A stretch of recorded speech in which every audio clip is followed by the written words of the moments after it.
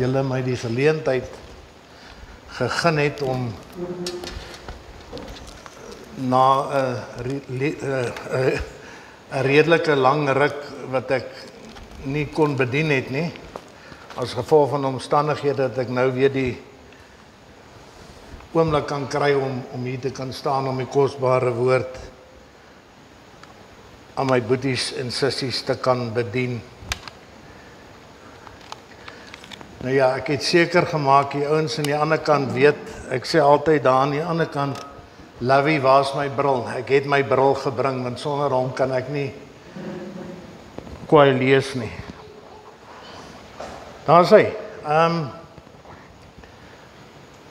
Miskien net voordat ek begin, wil ek net sê hoe ek op hierdie woord afgekom het. Ek het so 3 Sondae terug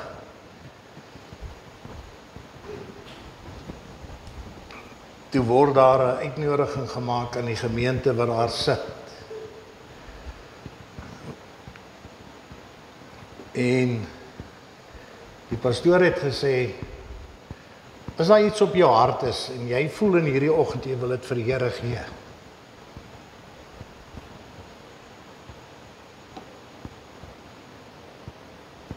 doen dit.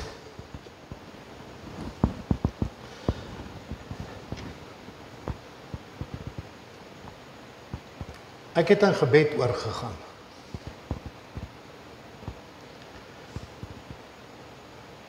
En ek het vir die Here gevra eerstens en Theon wel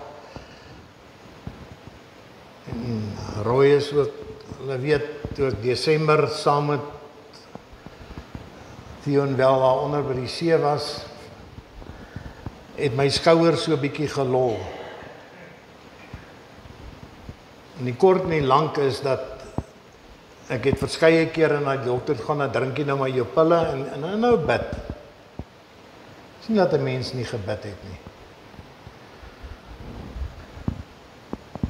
En die dokter het gesê jy sal moet gaan vir jou operasie sodat ons daardie ligamente wat geskeur het kan heg. So my heel eerste ding wat ek vir die Here gevra het is, Here, hierdie skouer. Ek het al gesien wat U kan doen. Kom doen dit vir my. Dan het ek ook vir die Here gevra om my te help sodat ek weer in die bediening kan terugkom. Nou vanoggend is die heel eerste keer wat ek daardie geleentheid kry om dit te kan doen. En dan terwyl ek daar by die huis sit, my stilte tyd is maar in die oggende. Enige tyd van 2:30 na 3:30. Dan sit ek en dan spandeer ek tyd met die Here tot dit nou klaar is, tot ek sê amen, dan weet ek die Here het nou met my gepraat.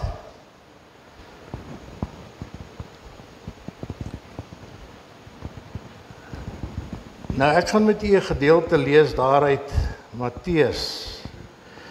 Vir julle wat julle Bybels gebring het. Dis Matteus 17 vanaf vers 14. Dit is die skrifgedeelte wat ek aan u wil voorhou. En ek lees uit die 33 vertaling. En daar is so 'n opskrifie daar in die woord, dit sê 'n maansieke kind gesond gemaak. En toe hulle by die skare kom, gaan daar 'n man na hom en val voor hom op die knieë en sê, Here, ontferm U oor my seun, want hy is maansiek en ly swaar, want dikwels val hy in die vuur en dikwels in die water. En ek het hom na U disippels gebring en hulle kon hom nie gesond maak nie. Toe antwoord Jesus en sê, O ongelowige en verdraaide geslag, hoe lank sal ek by julle wees? Hoe lank sal ek julle verdra? Bring hom hier vir my.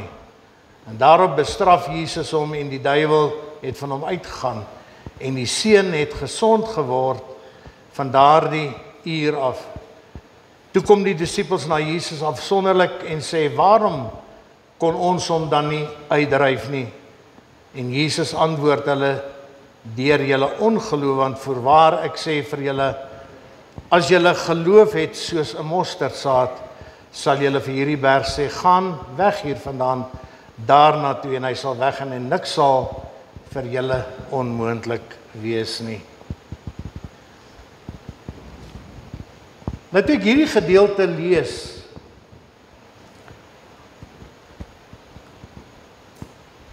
toe kom die Gees en die Gees sê vir my, en jy kan my jou naam maar insit vanoggend. Hoekom struggle ons so baie om ons deurbrake te kry? Ons het tog geloof, en ek en u weet waartoe die Here in staat is. Ons glo tog, maar meeste van die tyd is daar tog oomblikke wat ons nie oorwinning kan kry oor ons challenges of wat dit ook al mag wees nie. Daai beproewings wat oor ons pad kom. Nou as jy vanoggend hier sit en jy is nie heeltemal seker of jy geloof het nie, wil ek vir jou kom bemoedig. Jy het geloof. Wat gee vir my die reg om dit vir julle te sê? Sien, ek gebruik maar net die woord van God. Want as die woord so sê, dan is dit ja en amen. En die woord sê dat die Here alleen, dat die Here homself aan elkeen van u wat hier vanoggend sit, 'n tikkie of 'n maat van geloof gegee het. Waar kry ek dit? Daar in Romeine 12 vers 3. En vir die wat Engels is, hierdie stukkie is vir julle, so julle het julle Engels dan gekry, dan gaan ek weer aan met my Afrikaans. Romans 12 verse 3, God has distributed to each of you a measure of faith. Kosbaar. Maar kom ons gaan so 'n bietjie verder terug. Ek wil begin by die kruisdood van Jesus. Ek wil dit gebruik as vertrekpunt vir die woord. So 'n bietjie net so oopmaak. U sien, ek en u wat vanoggend hier sit, het nie alleen vergifnis vir ons sonde gekry toe Jesus aan die kruis gesterf het nie. Maar vir al die ander dinge, vir al die ander beproewings en dinge wat oor ons pad kan kom, vir die dinge waarmee ek worstel, het Jesus aan die kruis alreeds daarvoor betaal. Toe hy daar aan die kruis gehang het en uitgeroep het, it is finished. Het hy dit bedoel, my boetie, my sussie? Hy het betaal vir my sonde, hy het betaal vir jou sonde. Hy het betaal, en ons het vanoggend gehoor, die siekte toestande wat ons mee worstel en struggle, hy het betaal vir dit. Vir elke beproewing wat jy mee mag worstel, vir daardie storm wat oor jou pad kom, my boeta, my sussie, hy het al reeds betaal, hy het met sy lewe geboet daarvoor. Hy het betaal vir alles.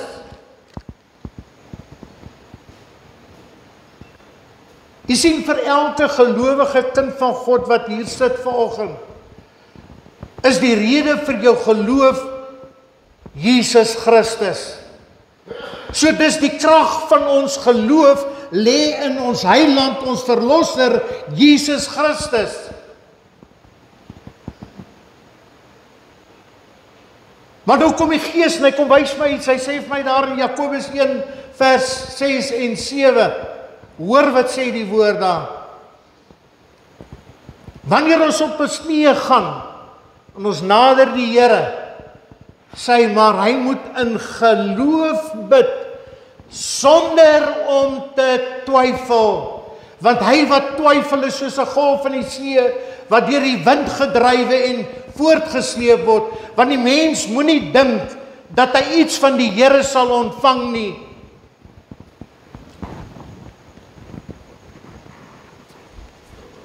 2 keer in hierdie teksvers kom my woord twyfel op.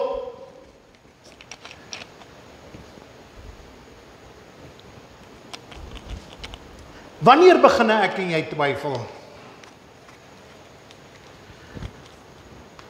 Dit is wanneer ek en jy begin kyk na ons omstandigheid. Of ons hoor iets wat iemand sê. Ek is te oud vir daai job. Omdat ek 'n wit man is, gaan ek nie daai werk kry nie. Ek gaan nie eens aansoek doen vir dit nie. Wat is dit anders as twyfel as ek daardie woorde uitlaat? Dit beteken nie dat ek nie geloof het nie. Nee, ek twyfel as gevolg van wat ek dink, dit wat hier in hierdie koppie van my aangaan. Dit wat ek sien, dit wat ek beleef, wanneer ek kyk na my situasie, dit is wat oorsaak dat daar twyfel binne my opgewek word. Wat sê die woord vir ons? Ons almal ken dit, ons het dit al gelees. Hy sê wandel deur die geloof en nie deur aanskouing nie.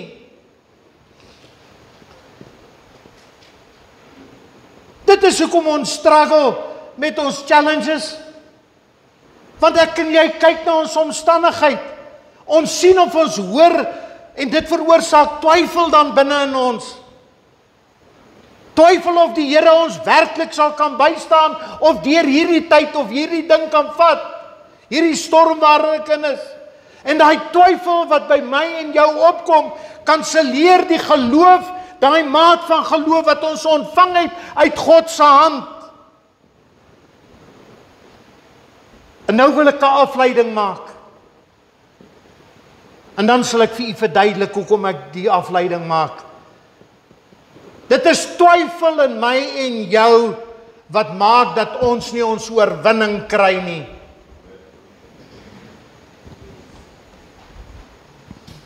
Ek wil weer teruggaan na daai gedeelte wat ons gelees het. Matteus 17, maar ek wil net vers 19 en 20 vir u lees.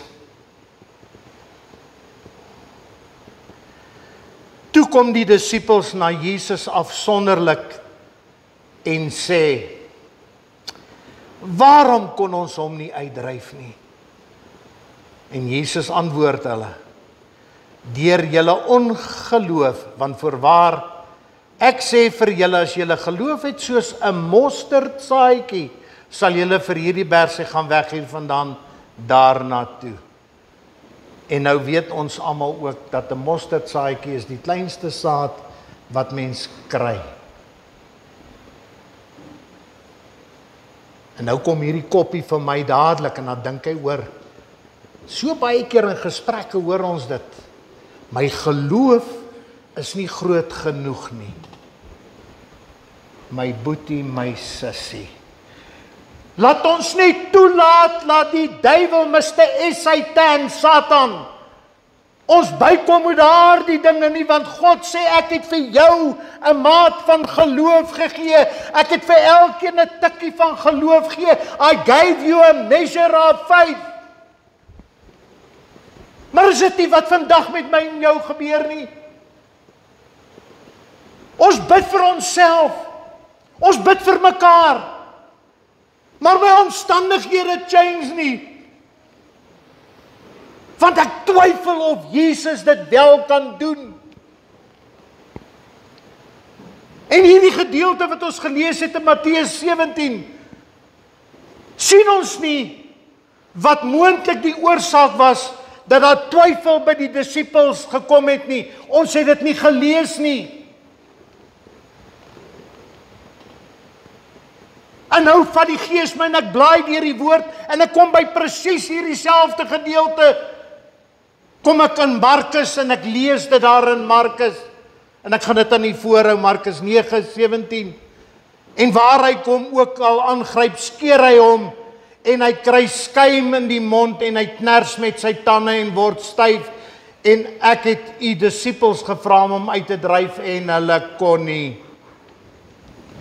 Kan julle sien waarom ek sê dit is twyfel in ons?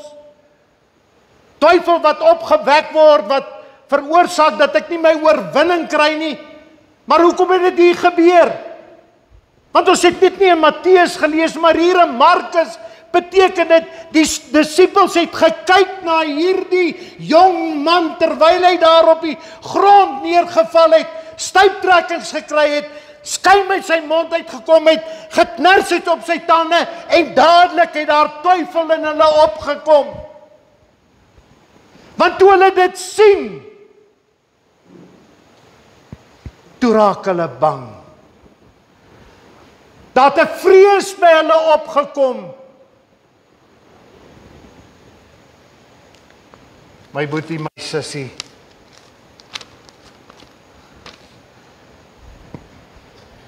dit is hoekom Jesus vir hulle gesê het in hierdie gedeelte, julle ongelowige geslag.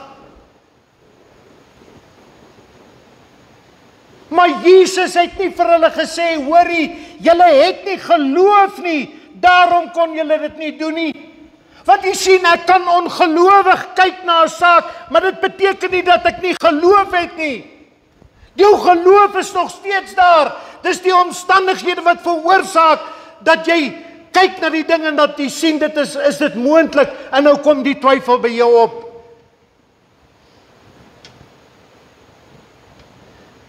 Hierdie selfde disippels, my boetie, my sussie, het voorheen al mense genees. As ons die woord van God lees, dan sien ons dit. So dit kan nie wees dat hulle nie geloof gehad het nie. Dit is dit wat hulle gesien het, wat die twyfel gebring het. En die twyfel in hulle het nou groter geword as daardie maat van geloof wat hier binne in hulle opgevang is, wat hulle gekry het van die Here, wat ek en jy van God af ontvang het. Ek wil dit vir julle lees, hier is maar net een voorbeeld. Die woord van God is vol van die voorbeelde. Markus 6:13. Daarby het hulle baie bose geeste uitgedrywe en baie siekes met olie gesalf en gesond gemaak. So sê dit dat hulle nie geloof gehad het nie. Hulle het dan al reeds daardie dinge gedoen. Nog 'n belangrike ding is, as ek die woord van God sien, hulle het mag gehad om enige siekte te bestraf, enige onrein gees te bestraf. Hulle het die mag gehad, die autoriteit om dit te kan doen.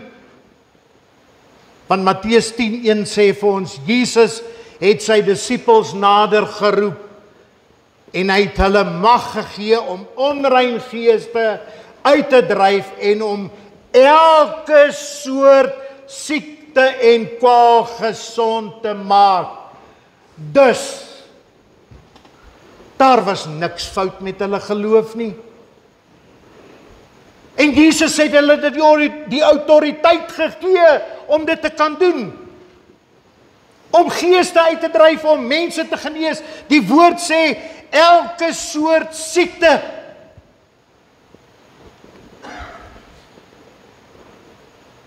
Maar tog, het die disippels hierdie seun kon hulle nie genees nie. En dis hoekom die disippels sê, Rabbi, meester, hoekom kon ons nie hierdie seun aanraak en genees het nie?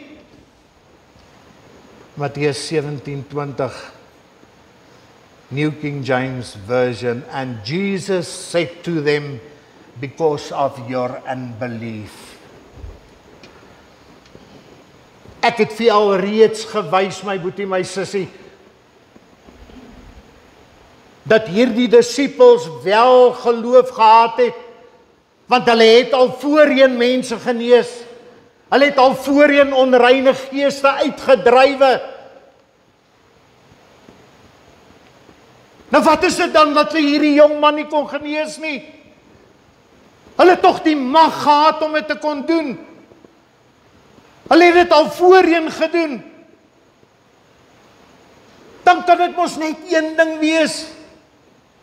Dat dit wat hulle aanskou het, dit wat hulle gesien het, wat voor hulle afspeel, toe daardie jong man teen die grond vasgeruk word, Dat dit 'n invloed gehad het en dat dit twyfel opgewek het by hulle. En dit is wat God vir my wou kom wys.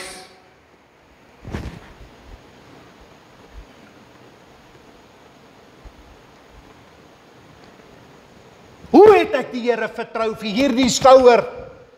Hoe het ek God vertrou dat hy vir my 'n deur sal oopgemaak sodat die kosbare woord tot ons kan spreek? Sodat God die verandering en dit wat hy in my en jou lewe wil inploeg kan plaasvind.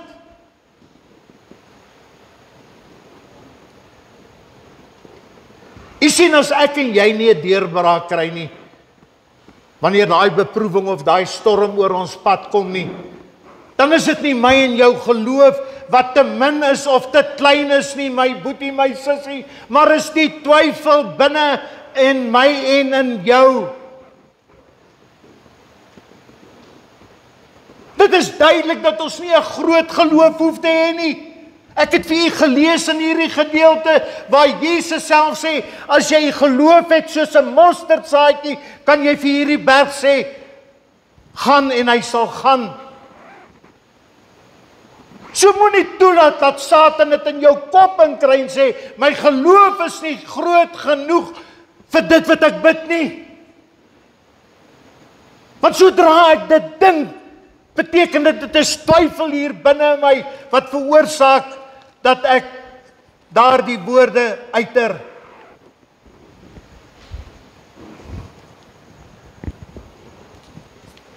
Verskoon dat ek net sluk, ek voel my tong plak vas.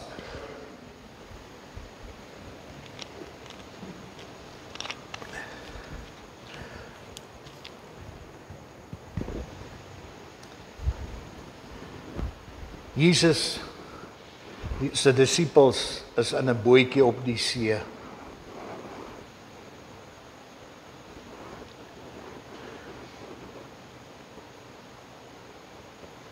En hulle merk toe iemand op die water.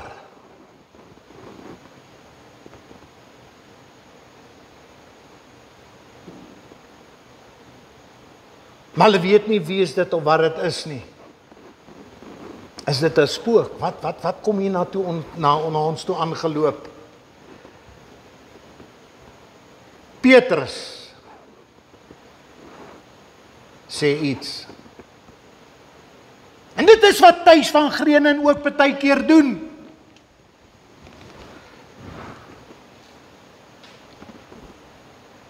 Want hy vra vir Jesus, as dit U is, sê vir my ek moet uitklim en na U toe kom. U sien, ek wil eers iets sien en aanskou en weet voordat ek na my chom toe kan gaan en sê ek het gebid, laat dit die Here vir my moet hierdie ding kom help. Ek bly eerder stil, want sê nou net dit vind nie plaas nie.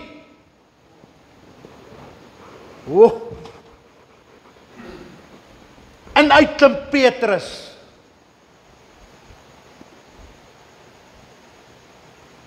Maar toe hy uitklim, toe kyk hy vir Jesus, want dit is Jesus wat gesê het, kom. Maar weet jy wat? Toe Jesus sê kom, het hy nie gesê kom Petrus nie. Alhoewel Petrus die enigste een is wat vir hom daai vraag gevra het. Jesus het gesê kom, so al 12 disippels kon uitgeklim het en na Jesus toe gestap het, maar dit is net Petrus. Is daar 11 wat getwyfel het? Is daar een vanoggend wat hier sit en sê, ek sal U vertrou vir die deurbraak wat ek na U genade troon vat?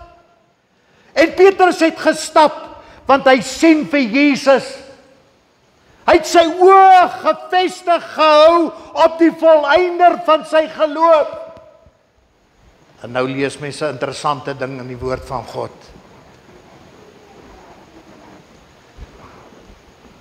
Die woord sê, toe Petrus die wind sien, het hy gesink. Ek wil vra, wie van julle wat hier sit, het al wind gesien? Niemand nie, want ons kan nie wind sien nie. Maar die woord sê, Petrus, toe hy die wind sien, het hy bang geword en hy het gesink. Wat sê dit vir my? Hy het uitgeklim, sy fokus was Jesus Christus.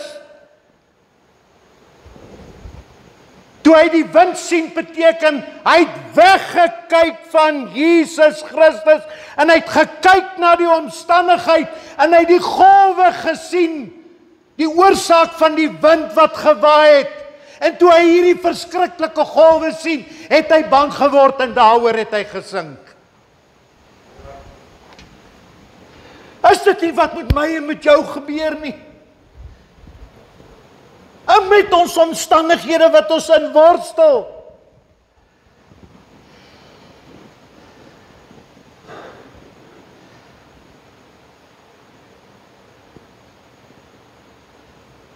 Wat moet ons doen om oorwinning te behaal oor ons challenges, my boetie, my sussie? Dis eintlik simpel. Laat ons nie doen wat Petrus gedoen het en wegkyk na ons omstandighede nie. Of die disippels wat daar die jong man gesien het nie. Kom ons fokus en ons konsentreer op Jesus Christus, want toe Petrus uitklim en sy fokus was Jesus, het hy geloop op die water. Ons lees dit ook nie in die woord van God nie. Maar ek kan u waarborg, toe hulle teruggegaan het na die boot toe, het Jesus hom nie opgetel en gedra nie. Hy het teruggeloop.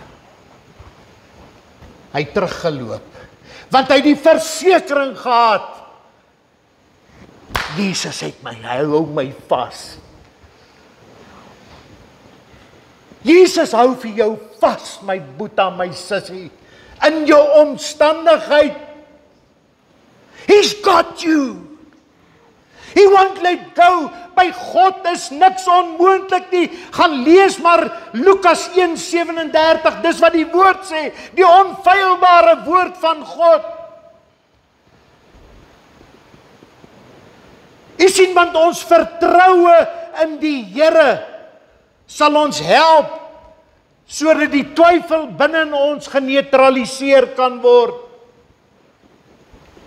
En nou kan hierdie mosterdsaad geloof, die maat van geloof wat ek en jy ontvang het, kan begin manifesteer, my boetie en my sussie.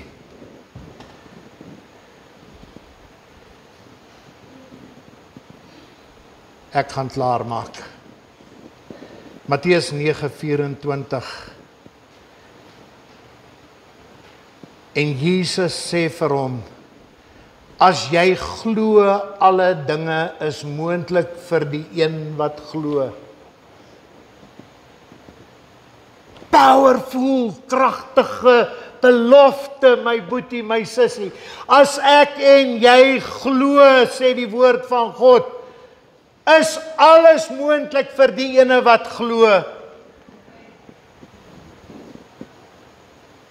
Ek het al reeds sê, jy hoef nie groot geloof nie. Hoe doen ek dit? En dadelik roep die vader van die kind met trane uit en sê, ek glo, help my in my ongeloof. Wat is ongeloof? Dis twyfel, my boetie, my sussie. Ongeloof beteken nie, jy het nie geloof nie. Moenie dat die twyfel in jou, die ongeloof in jou veroorsaak, dat jy nie die oorwinning, die soete oorwinning kry oor dit wat God vir jou wil kom doen nie, om homself te verheerlik, sodat ander kan sien wat die Here nog steeds doen in hierdie dae waarin ek en jy lewe. Hier's baie van julle wat kragtige getuienisse dra, maar tog kom jy by tye soms, by daardie ou plekkie, wat die duiwel die mat onder jou kom uitruk, en jy slaan neer teen die grond. Moenie dat hy jou, die aanklaer kom en jou aankla nie, my broer, my suster. En dit is wat ek bid vir elkeen wat hier staan, en ons wil dit uitroep vanoggend, Here. Lord, help us overcome our unbelief. Kom ons doen wat Petrus gedoen het toe uitgekom het, kom ons draai ons fokus op die Here. Gaan lees maar Hebreërs 12.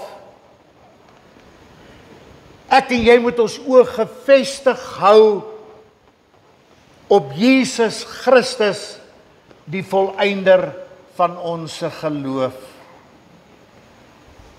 Ek vertrou en ek bid dat die woord van God vir julle kom sterk maak in hierdie baie kort boodskapie wat ek aan julle oorgedra het. Hy kry al die eer en die aanbidding van ons harte. Abba Vader, Here,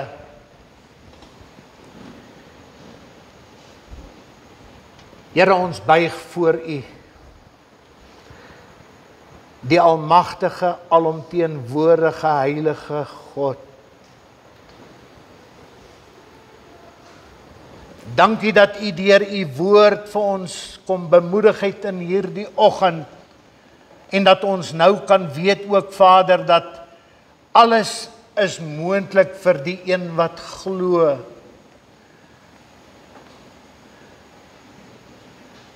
Kom verwyder hierdie unbelief in ons, Here. Ons fokus sal wees op U. Wat beteken dis die woord van God wat ons sal oopmaak, en dat dit ons fokuspunt sal wees, want U is die woord. En dat dit ons sal deurdra in daardie moeilike tye wat oor ons paaie sal kom, Here. Kom word U verheerlik deur elke boeta en sissa wat vanoggend hier sit, deur dit wat gaan plaasvind, Vader, die vernuwing wat gaan kom in ons lewens. Dankie, Vader, dat U vir ons sal help, sodat ons nie gelykvormig sal raak en dit wat die wêreld doen en sê nie, Vader. En dat U vir ons dan hierdie denke, wat so 'n bietjie net 'n aanpassing moet maak, net so 'n adjustment, dat U dit sal kom doen in ons lewens, sodat ons kan beproef wat die goeie en die welgevallige wil van God is. All the honor and the glory unto You, Father God. In Jesus se kosbare naam vra ons dit met danksegging. Amen.